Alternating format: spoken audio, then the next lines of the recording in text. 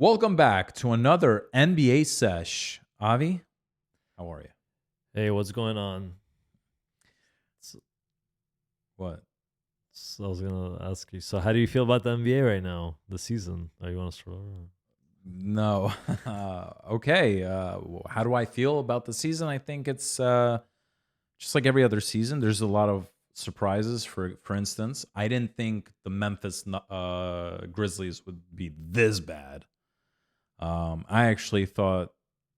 I think I put them on the list when we did a couple of podcasts ago. I think I put them on the list of making the playoffs. Doesn't look good. Doesn't look good for them. I'm also surprised at the Lakers. I feel like the Lakers should be playing on a higher level, especially after their revamp. After they made those trades, they have the same players. So, like, what's the deal? LeBron's still playing great. I think they should be like top four. Denver Nuggets are not playing as well, but at the same time, they just lost Jamal Murray. For how long did they lose him? I'm not sure, but a lot to unpack here. So, you mentioned the Lakers. Well, first you mentioned the Grizzlies. Yeah, a couple of podcasts ago, you mentioned how they could play well without John Morant, which is true. But I think they lost a couple of their role players that were on that team, and now they just flat out suck. So they definitely need John Morant, and I don't think John Morant coming back could save their season. Definitely not. I don't see that happening.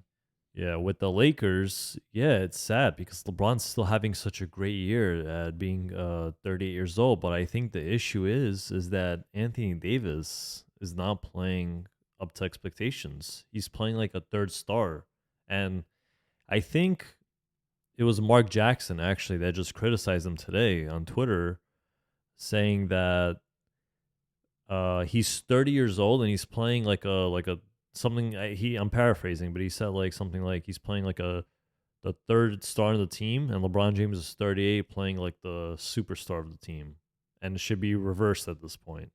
Yeah, absolutely. Because people are arguably saying that Kevin Durant right now is because he's younger than LeBron. He's the better player at this point because LeBron's already a lot older and he's just almost on his way out of the league.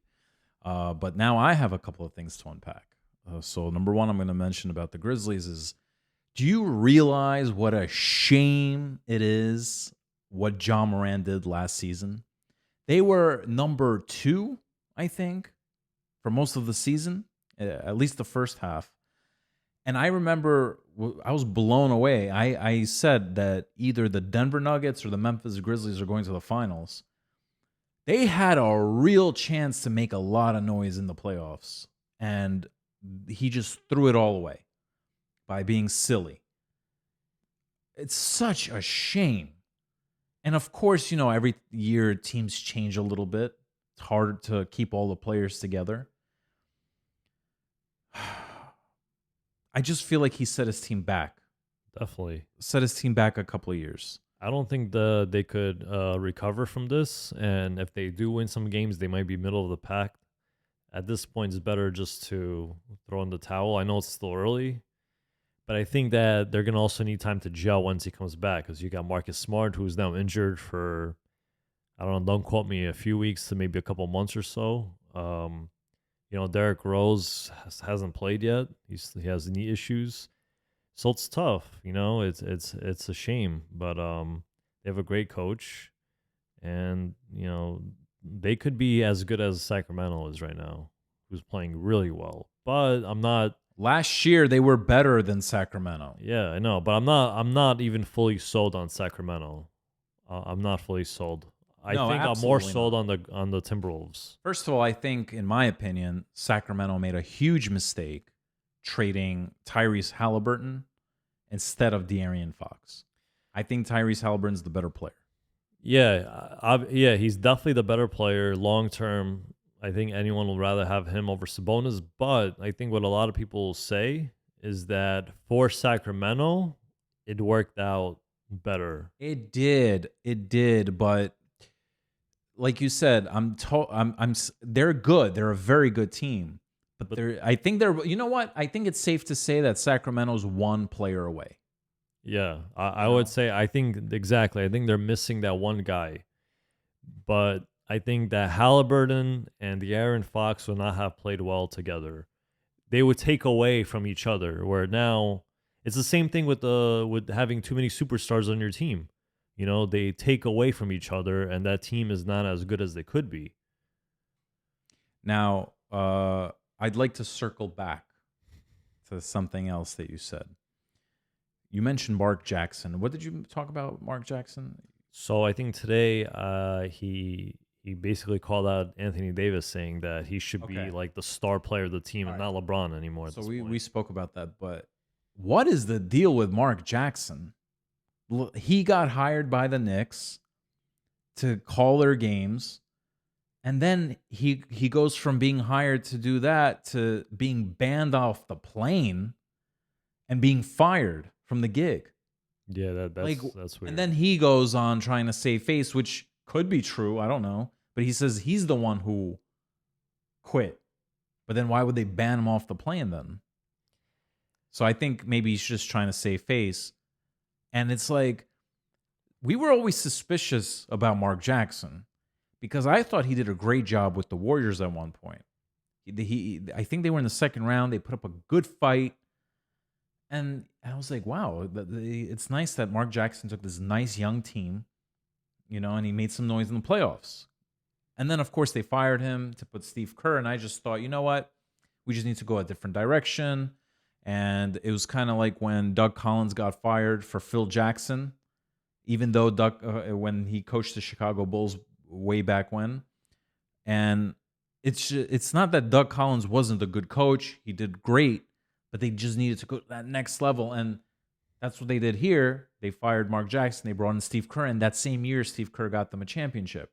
Okay, so then we were suspicious, like, why isn't anybody hiring Mark Jackson? What's the deal with this guy? And then we heard rumors that, he's just hard to deal with. I don't even know what that means. And after seeing this Nick thing, it's like, oh, maybe those rumors are true. Because I don't think he got fired from ESPN for that same reason. Because ESPN fired a lot of people, and, we always had the suspicion, and it ended up being true, that they just wanted to hire Shannon Sharp. They needed that money. But I don't know. He's a Knicks legend, and he got fired and banned from the Knicks plane. I don't know what's going on with this guy. It's a shame. I feel like it's wasted talent in a way, because he seemed like a great coach on the Warriors. Yeah, I don't know. There's rumblings that he might not be a great. He doesn't agree with front offices. I don't know what's going on. He seems like a great. There's no way that he should not be able to get a second chance at coaching.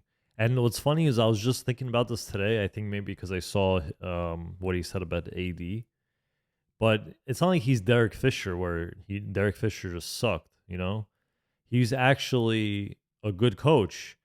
So there's got to be something behind closed doors that we don't see and that we don't know, because he's done so well in ESPN, and they fired him not because, of anything he did, just financially. Right. They hired Doc Rivers instead. But Doc Rivers. yeah. ESPN hired Doc Rivers? Yeah. Oh, I didn't even know that. Shannon Sharp is on with Stephen A. Smith now. Okay. Um, So Doc Rivers is done. He's done with coaching. I guess That's as what of I now. understand. I mean, he hasn't had a really good track record. Besides that one time in Boston. Well, yeah, in Boston. So let's move on. Draymond Green.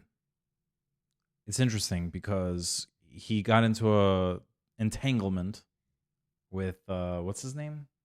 Rudy Gobert. Rudy Gobert. And then Rudy Gobert said something interesting. He said Draymond Green is afraid to play without Steph Curry because out of the 11 times, 8 of the times he got suspended because he did something stupid on the court. Now, do you think there's truth to that? It's definitely a coincidence, but Draymond Green is just he's a clown at this point. I think he's a clown because I saw there's so many clips that you could see where he's really trying hard to like he's overdoing it, and his teammates don't like are not even on that level. Like you could tell that Steph and Clay are just like laid back and they're like whatever. They don't want to tell him to calm down because he's a lot. He's a lot to deal with. So I agree with you. I agree with you with everything you said pretty much. I don't think he does that on purpose because he's technically afraid to play without Steph Curry. I think what happens is when Steph Curry's not there, he tries to be the superhero and he overdoes it and he gets himself into trouble. I also think you're right. I think he's overcompensating for the talent he no longer has by being very tough and yeah, let's do this, you know? He's trying to be that leader in the locker room and nobody's really responding to that. They don't hate him to say like get out of here, but at the same and I think they like him enough to be like, yeah, we got you, man, but like they're not really, looking up to him in that kind of way. And I think he really wanted to get paid and he did. I was actually shocked when he got that contract, but okay, I guess they needed that. And now maybe he wants to show that he's still, it's not even about getting paid and leaving. He just wants to show that he's still relevant. And that's what's going on with him. Yeah, and didn't you mention that Klay Thompson did get like choked out or he was attacked? And well, Steve Kerr said it. Steve Kerr said it, and then I looked at the replay, and it seemed like Rudy Gobert was about to choke Klay Thompson. I don't know if it was on purpose, because everything was happening so fast. I think he just wanted to get him off his teammate or something, and but even Draymond Green's like, whoa, get away from my teammate. Yeah, but even Steve Kerr was saying at the press conference that he has to basically change up the way he reacts, and people are speculating that this is coming down from the front office also, like they're like kind of getting sick of it already, and which is why I'm shocked that they re-signed him because this is not new. And if they were winning consistently, it would be swept under the rug, but they're not. Klay Thompson is clearly struggling. His career has fallen off a cliff. 2 injuries. I don't blame him. Wiggins is not playing as well as he did in the past, the year before. And now Curry's that savior. He came back from injury. They beat, I forgot who they beat, but he dropped like 30 points after being out. But you know what? Chris Paul is really clicking. He's playing really well. But Golden State's kind of like, they're not contenders. It's an iffy team. I'm not a believer in the Golden State Warriors. I think they're done. But I do think if the Lakers can pull off a miracle like they did last season in the middle and revamp their roster and make a splash in the playoffs, I think the Warriors can do the same thing. They have to make some moves, though. They have to make some moves. And guess what? I don't think they're going to move Draymond Green. Who's going to take him? Especially with his bloated contract. I thought it was a huge mistake to get him. And it's like, where would he have gone anyway? Nobody would take him. Not for that money. He still brings defense. He does the intangibles. But yeah, you can't just trade him for a bunch of role players. And you can't do subtraction by addition or addition by subtraction. They got rid of, I think the only tradable player that they may be willing to move is Wiggins. Like Klay Thompson, I wouldn't want him. They got rid of Jordan Poole already, and Jordan Poole, I heard that the Wizards don't even want him now. I heard they want to move on from him. Isn't that weird? Yeah. Well, I saw, not to to get off.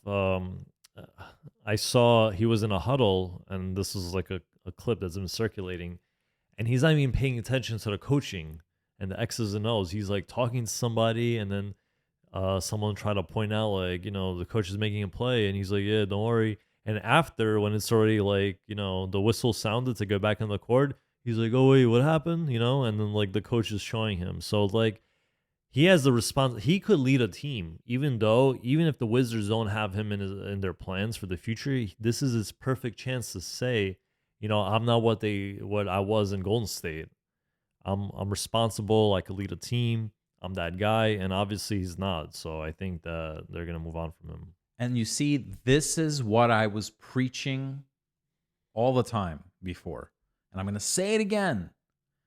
What makes guys like, I'm not going to talk about LeBron James, because LeBron James, he's a different breed. Yeah. But what makes guys like Michael Jordan and Kobe Bryant who they are? Well, I would say Kobe Bryant's a better example. Kobe Bryant's fine. Kobe Bryant's a better example. Fine. Because he was drafted number 13, whatever. The point is that a lot of these players have very nice talent, but it's up here. It's what they're willing to do with that. And most guys just want to, play, get paid, and live their life, enjoy their life. I get it. But guys like Kobe Bryant, they were living. I'm surprised he had time for his family, but they were living at the gym because that's it. Basketball was their life, and they had a mission. And that's what Kobe even said about Shaq at one point. I'm sure Shaq didn't agree when he first said it, but now Shaq agrees that he could have won a lot more championships if he had that same Kobe Bryant and Michael Jordan mentality. Living at the gym, taking it seriously. If Jordan Poole, as an example, did that, if he really had that drive like Kobe, he could have been that guy, potentially. Well, it's all about effort. Like, for example, Mitchell Robinson is, I think, the number one offensive rebounder in the league. Shout out to Mitchell Robinson on the Knicks. And they asked him, like, how do you do it? Or is it skill? He says, it's not skill, it's just effort. It's just hard work.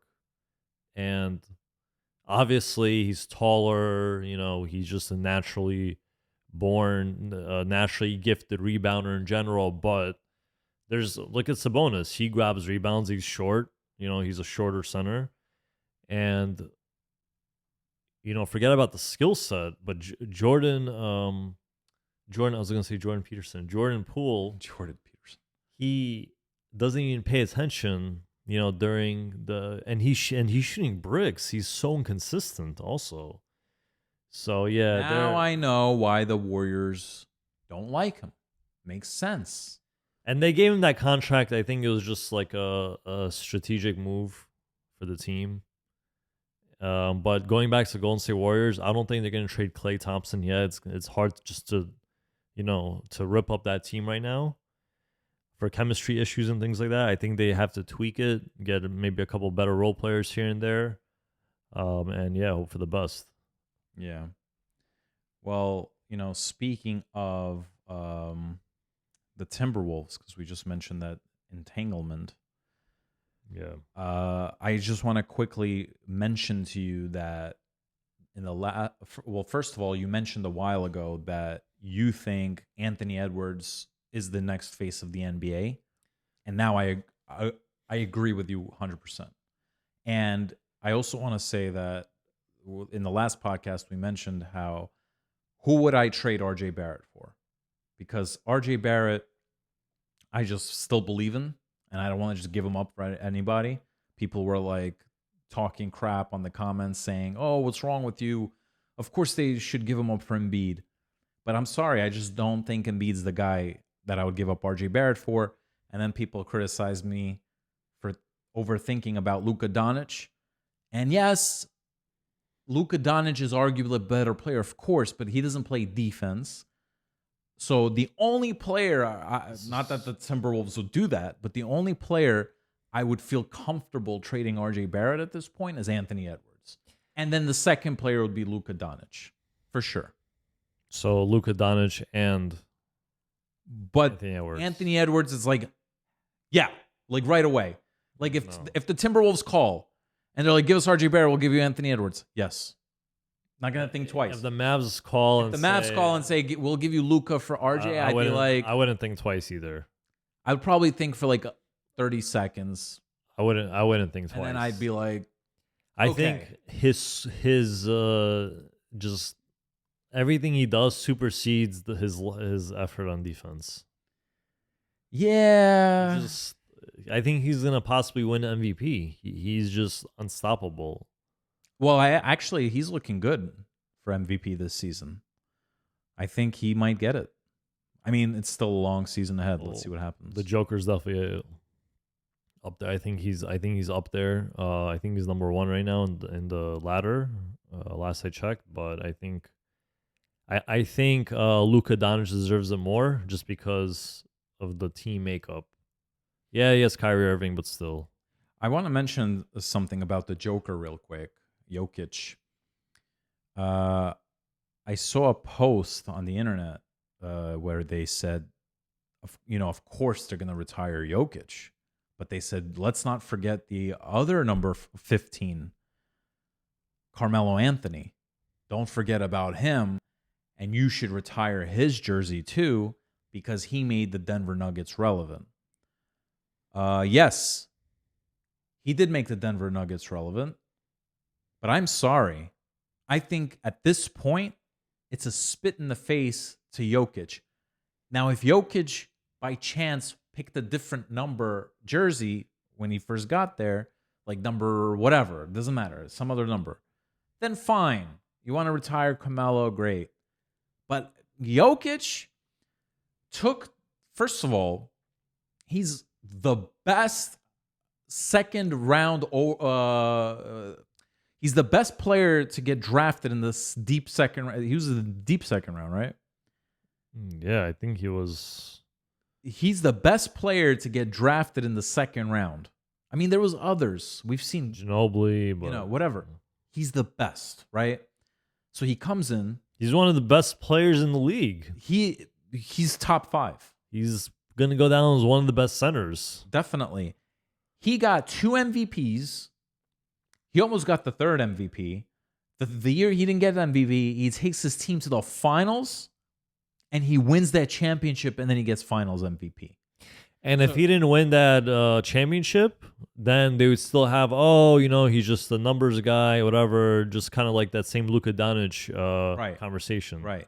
So this guy takes your franchise, and it's the first time they ever won a championship. Yeah. And how many years was he in the league?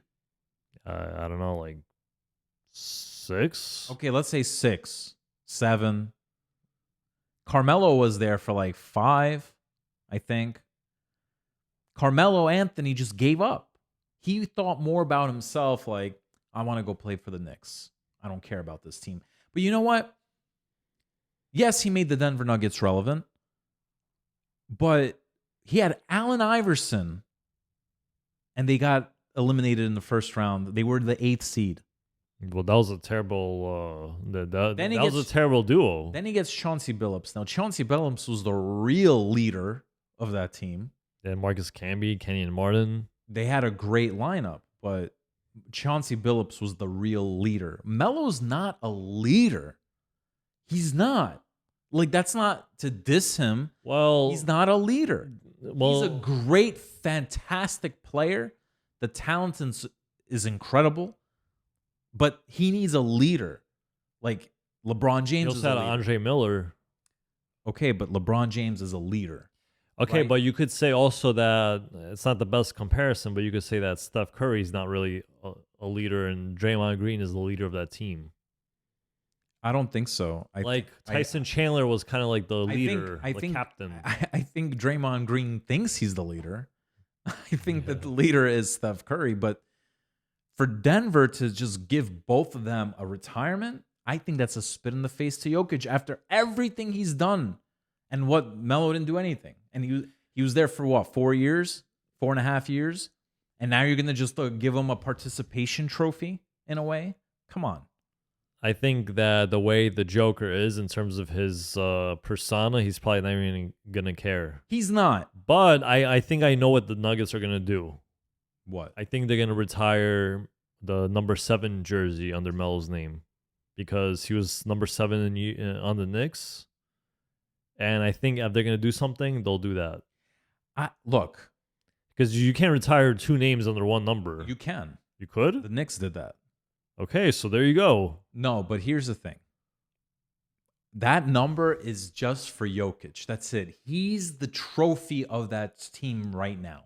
Well, Melo did do a lot for the team, yeah, the way he left, but you could also argue and say that all that led to the Joker being on the team with all those picks they got from the past. But that doesn't mean Melo, with his leadership and talent, did that. No. Come on.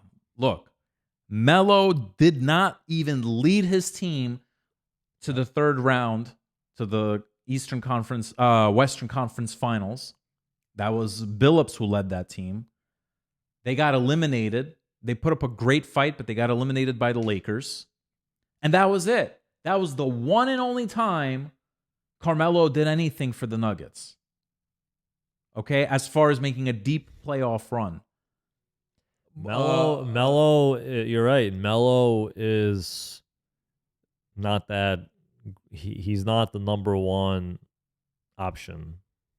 So I don't shouldn't have never been the number one option. But I don't think that number 15 glory should be shared with a guy who pretty much did nothing other than fine, made you relevant for a little while, but then left you at the altar to go, ran away with your best friend who's more popular, or you know what I'm saying? And with a guy who actually took your team to the finals and got you that championship. Think about it. What else can Melo do? And I'm a big Melo fan. I love what he did with. I really appreciated his time in the Knicks. Don't get me wrong. I don't. I think I only appreciate a little bit of his time with the Knicks. I think the first 3 seasons were nice, but that's it. After that, it was a disaster. I don't think. I'm sorry. I have nothing against him, but I don't think he earned. You see, if we're going to retire Carmelo Anthony's jersey in New York, then we have to retire John Starks. John Starks we should. took us through some battles, and if we're not going to retire his jersey, why should we retire Melo's? Are we retiring Melo's? I hope not. They better not. And you see, this is what I hate. This is politics. Because of his brand name. He's a household name. Exactly. Because Carmelo Anthony is a brand and he's a household name, it's politics. They're going to feel that pressure, and they might actually do it. The Denver Nuggets and the New York Knicks might do it, and they shouldn't. Both teams shouldn't. I think Carmelo's a Hall of Famer. I think thanks to his college career, his great NBA career, Olympic gold medals, whatever, he's a basketball Hall of Famer, no doubt. I have no beef with He's a Hall of Famer, then how are you not going to retire his jersey? Because he did wonderful things in college. You know who should retire his jersey? Syracuse, which I think they might have. I think they did, yeah. They probably did. Syracuse. I think Team USA should, I guess, retire his... Do they do that in Team USA? I don't think so. All right, but whatever. They should honor him. And as a whole in the NBA, 10-time NBA All-Star, even though the 10th All-Star didn't really count, I think because somebody got injured and they just put him in. It didn't really count. But fine. He's a 10-time NBA All-Star. So as a whole, he was nice for the NBA. He deserves, to go to the Hall of Fame. But to say that in Denver and in the New York Knicks, he made such a difference? No. You could also. So I think now that I look back, he wasn't supposed to be a superstar, because what does he really bring to the team? Yeah, he could score. Melo. No, bro. No, listen. He could score. He's like impossible to guard one-on-one. Mm-hmm. He was a great rebounder and bullying the paint on the Knicks. But after that, you need a really great surrounding team to take it over to bring him to the next level. And because Melo can't do that, like some other players in the league would, like Dwayne Wade was that guy that could do more than just score. There's a lot of guys like that. So look, Carmelo was definitely a superstar. Okay. When I say he's not a leader, it's not an insult. Not everybody can be a leader. I think Melo's a great second option on a championship team. I really do think so. If you had LeBron and Melo in their primes playing together on any team with the right surrounding cast, championships. I think Melo's a great second option. But all I'm saying is that he didn't do enough for Denver and the Knicks to get his jersey retired. That's all I'm saying. I think also you could argue and say it was not fair of the system that he was put in New York to run that triangle, and he's just not that player. And sometimes, yeah, you could argue and say, oh, he could adjust, but not everyone could do that. Okay. And if they put a good team around him, like a better system around him, the team would have excelled on that, with that situation. So in a way, it's not fair to him. You can't force him to play in a system where the guy that wants to enact the system is not even the coach, and he truly knows that Melo is not the guy for the job. And yet, because of pressure and fans and all that kind of stuff, he re-signed them anyway. It's like it's one or the other. So here's what I'm going to say to that. That just proves my point that he's not that leader. He's not that much of a star. He's a superstar, but look at Jordan and Kobe. They both played under the triangle just fine. But that's Jordan and Kobe. Okay, but forget about the triangle. Forget about the triangle. Look at Denver. Like I said, he didn't have the triangle in Denver, and he only took his team to the third round one time.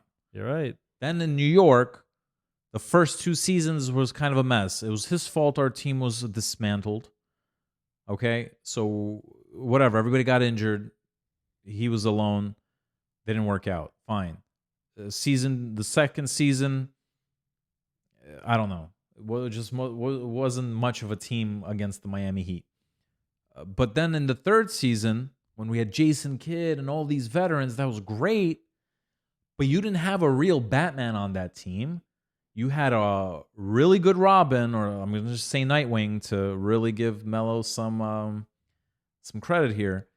And then a bunch of Alfreds. You know what I mean? So who excelled, who played better than we all expect. Like, what's his name? Kurt Thomas? Right, but again, Rasheed Wallace, like they're all old guys and they played well. They played well. That was great. But I believe we had enough talent and strength and power to beat the Indiana Pacers in the second round.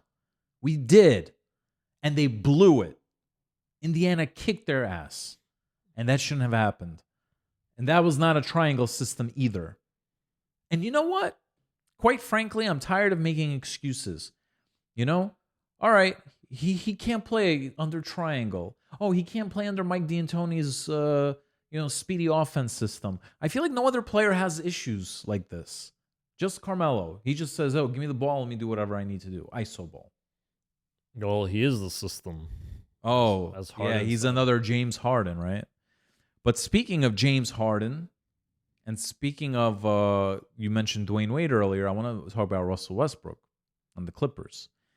I think we knew that it would have been an issue that they would have starting all these guys, Russell Westbrook, James Harden, all these stars.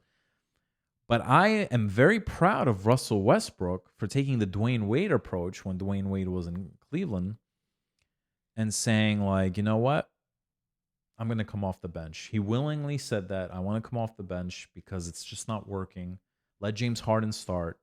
And I'm going to run my own second unit. And hopefully that.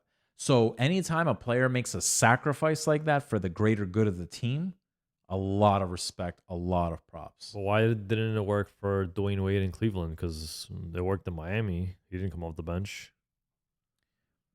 Wait, so just to refresh your memory, in Cleveland, he didn't come off the bench because it wasn't working, per se.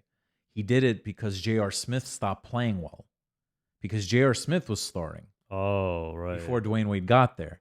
So when then Dwayne Wade got there, suddenly J.R. Smith is like, oh, yeah, he's kind of being, like salty. like a little kid, like having a tantrum. So Dwayne Wade's like, whatever. You know what? You start. I'll come off the bench. Very mature, and he sacrificed for the greater good of the team. And when he got to Miami, he had no ego. He came off the bench when he came back to Miami. Yeah, but I still think that to me, I mean, obviously I'm no expert, but it still makes sense for James Harden to come off the bench because he's more of a consistent scorer than Westbrook is. And he could kind of hold his own and play with the second unit, and then kind of they can mix and match. But then Harden is, I mean, I guess Westbrook and Harden are both closeout games anyway, so it doesn't matter. Um, so and they won, their last couple games or so. So it looks like it could work, but it's gonna be. I think the hard part for Coach Lou is gonna be who's gonna get the ball in crunch time to hit that, to hit that shot when the clock is running out. Is it gonna be Kawhi, Harden, Paul George? Clearly, it's not gonna be Westbrook, and I think everyone could agree with that. No offense to Westbrook, but should it be Harden? Should it be Kawhi? It's tough, and Harden, I feel like, is gonna be that guy because he still has that ego.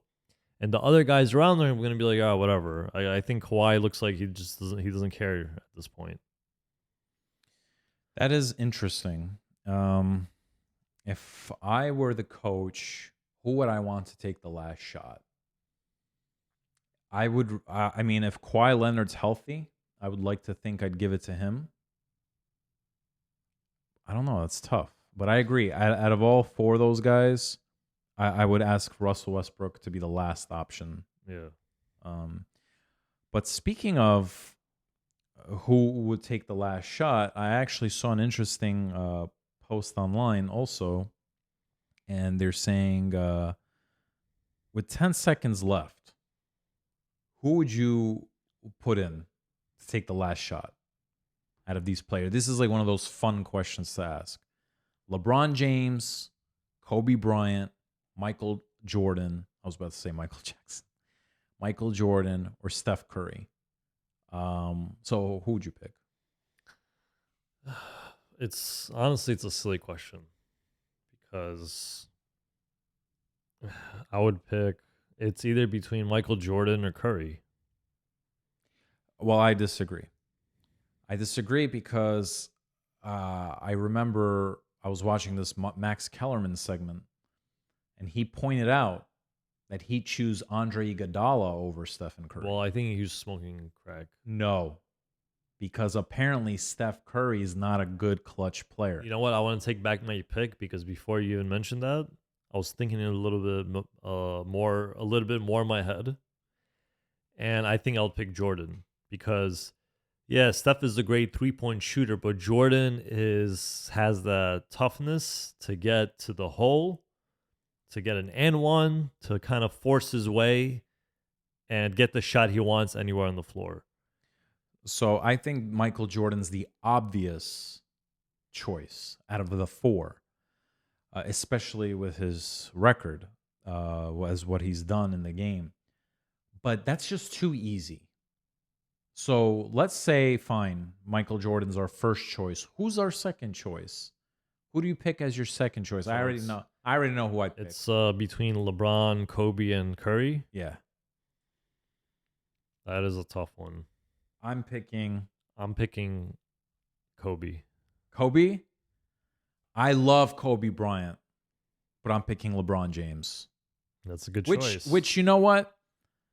I think I think I'm gonna go with LeBron James. Kobe's great. I do trust him, but but out of the two, I'm gonna go with LeBron James. I trust LeBron a little bit more. But as far as whether it's LeBron or Kobe, definitely Steph Curry is the last pick. Yeah, for sure. Ironically, because he's such an amazing 3-point shooter. I could see why I could see why you'd go with LeBron. Even now, I think the other game, I forgot who they were playing, but he made like a clutch 3-point shot, and he's not even a good 3-point shooter. And this guy can knock down shots in crunch time anywhere on the floor. It's just remarkable the way he's been playing. And I hope it continues until the last day when he decides to hang it up. But that's why the Lakers should try to get him as much help as possible. Do whatever it takes because it's worth it. Speaking of LeBron James, I saw another post online which I thought was interesting. So I want to ask you this question. Is it better to win multiple championships with one team or multiple championships with multiple teams? What do you think? Well, multiple championships with one team, of course. So it's It's interesting. harder like that too. So I think that LeBron has an interesting legacy right now. I think you're right. I agree with you. If I was good enough to ever be in the NBA and I was good enough to be a star, like a superstar, I just see myself having the personality of wanting to be just on the same team my whole career and winning championships with that same team. But it is interesting, though. LeBron was in Miami, Cleveland, and LA, and he got championships for all three of those teams. It would be this very special if Kawhi Leonard could do the same thing because he got them for the Spurs, for the Raptors. By chance, people want to say he got lucky, whatever. He did it. And then it would have been nice if he could get it for the Clippers. Most likely he's not. But can you imagine if LeBron James, after he got the championship for the Lakers, said, you know what?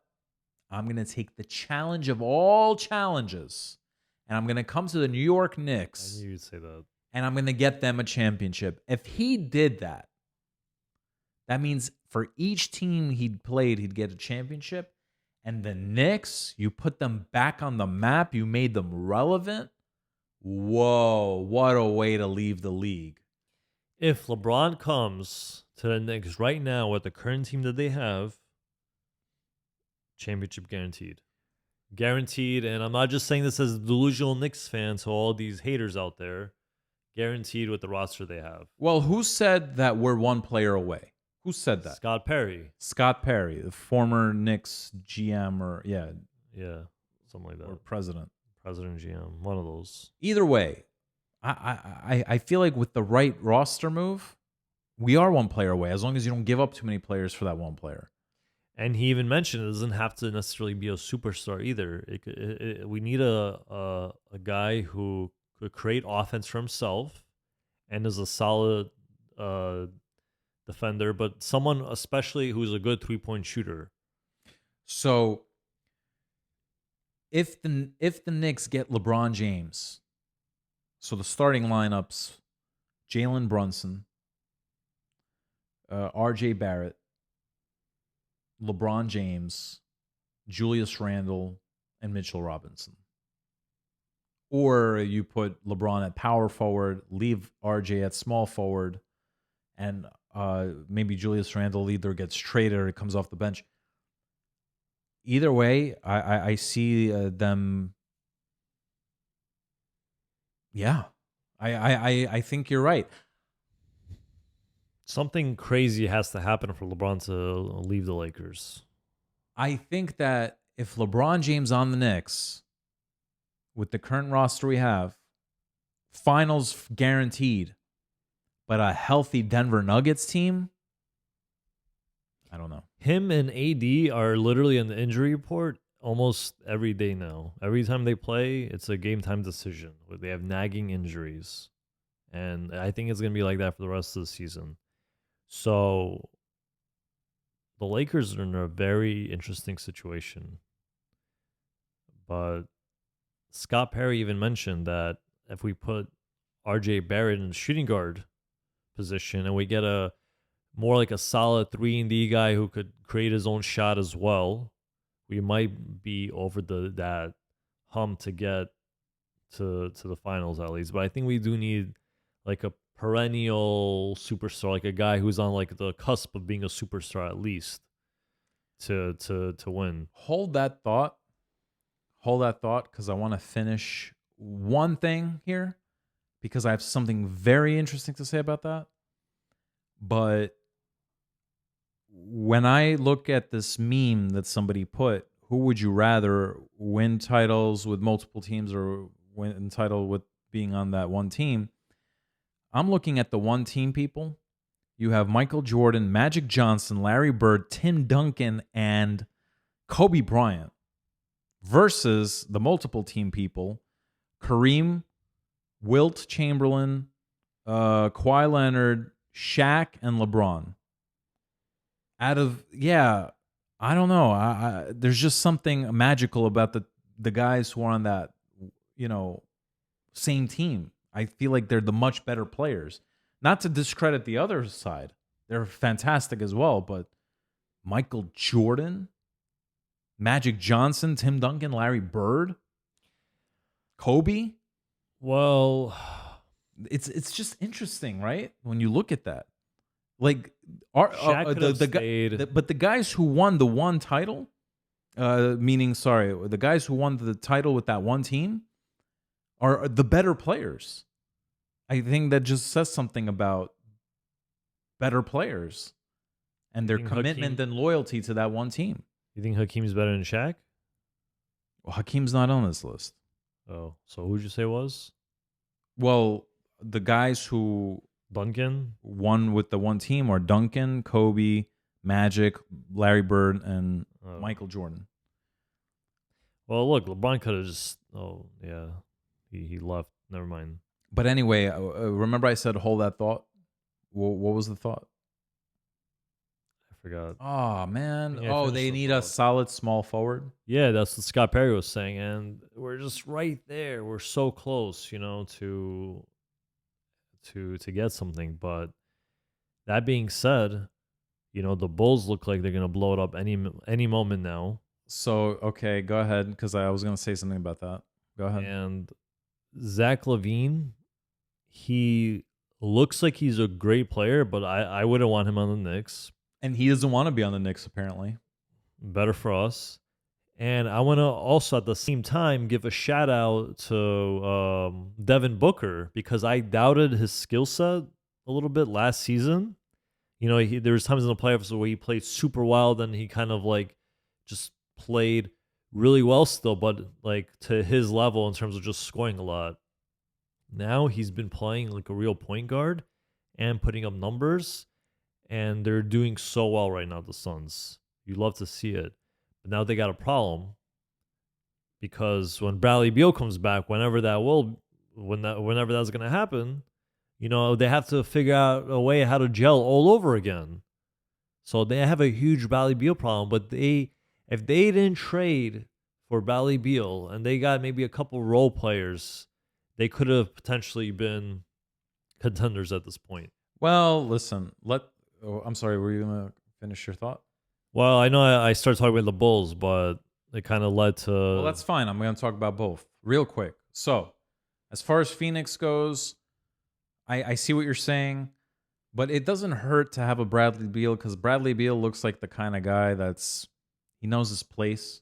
He knows this is Devin Booker, and, well, this is Kevin Durant's team, but Devin Booker is the veteran. He's the one who started, that nice, whatever, Suns glory. So I think he's coming off a losing team. He has to stay in his lane, know his place. And if he acts that way, it doesn't hurt to have a nice Bradley Beal on your team that can help you out. So we'll see what happens with that. With Chicago, I don't know what it is about Zach LaVine. Does he just hate New York's city? Well, Does he hate Tom Thibodeau? I don't know what it is. Did he ever play under Tom Thibodeau? In Minnesota. He did play under him? Yeah. Oh, wow. Okay. Fine. We don't even need Zach LaVine, though. Where would we fit him? I just don't think. Well, he's a guy who could create his own shot, and he's a powerhouse scorer at times. He could. He's not really a great defender, but they also have DeRozan, who's a solid player. Well, I was gonna say that I'd rather get DeRozan, because I think we'd have to give up less to get DeRozan, and I think he's a better fit for our team. He's that small forward that we need, and then you put RJ at the shooting guard. But he's not a 3-point threat at all. He's That's not. the problem. Yeah, he's not. But that team has to blow it up. I think that experiment is over. Oh yeah. And I gotta say, maybe a podcast or two ago, I was doubting the Celtics, and I gotta say, I think the Celtics are going to the Eastern Conference, to the finals for the East. You think the Celtics are I going? think they're gonna beat the Bucks because the Bucks, they're still figuring it out. But at the end of the day, for the Bucks, it's could they outscore their opponent, because their defense has fallen off since Drew Holiday left, and now he's on the Celtics, which makes them even better. And Lillard is still finding his way. He's not been really consistent scoring, and they don't really have anyone. Like Middleton's already a shell of his former self. He's kind of like a Klay Thompson now in a way. So I think the Celtics are really, they have, even like Derek White, what a great pickup that was last year. Great role player. He's the X factor on that team. Defense, scoring, taking the right shots. It's not even about scoring, taking the right shots. And obviously the two stars they have. So yeah, Celtics is my pick. So I want to say something. I said, hold that thought. I have something crazy to say. And I think it was about DeMar DeRozan, but now I kind of think I forgot. What a shame. What a shame, but it's okay. Well, wasn't it about that meme? No, and then I said, let me talk about the meme real quick, and then I'll get back to that. And now I forgot what that thought was, but it's fine. What I will say is I got to admit when I'm wrong. And I was wrong when I said the Celtics are stupid for trading Marcus Smart. He's the heart and soul of that team, which he was, but that was a big mistake. I think they're doing great, and I think you're right. I see it. I see them beating Milwaukee. Because first of all, if Drew Holiday is healthy, he could shut down Lillard with his defense. And I was gonna say, of course, in the paint, Giannis will destroy Porzingis, but Porzingis is a 3-point threat. So is Brook Lopez. Who has Brook Lopez? The Milwaukee Bucks, right? But I'm talking about the Celtics. I know. No, but sorry. But Porzingis. Oh wait, does Porzingis play center or power forward? Center. Oh, okay. Okay, for some reason I thought Porzingis was playing power forward. No. Okay, but still, I think the Celtics have a real shot going to the finals now, and I think Milwaukee's right under there. But you're right. I think I'd give it to the Celtics over the Milwaukee Bucks at this point. And that's pretty much it, right? Yeah. All right. I think we had a great discussion, and I guess until next time. Yeah.